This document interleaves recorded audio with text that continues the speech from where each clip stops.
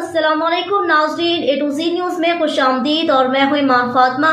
नजर डालते हैं आज के इलाकाई और इंटरनेशनल खबरों पर। खबर आपका अहमदपुर सियाल से, जहां आज दोपहर 3 बजे दरबार हजरत सुल्तान बाहू पर पूरी तहसील अहमदपुर सियाल साउंड एसोसिएशन का इजलास होने जा रहा है। इजलास में सीनियर क़यादत all Pakistan DJ sound light vendor और कोर कमेटी पाकिस्तान की तशरीफ आवरी का शुक्रिया। इसके अलावा इंतज़ामिया में हाफिज़ सफदर अब्बास साकिब, मलिक साजिद अब्बास, मोहम्मद वकास, इमरान हैदर, खालिद मलिक, जाबर अली, खरीद भट्टी, इजाज़ जोया, असद अब्बास शामिल है। तमाम तहसील अहमदपुर सियाल साउंड क़यादत अपनी शमूलियत यकीनी बनाएं।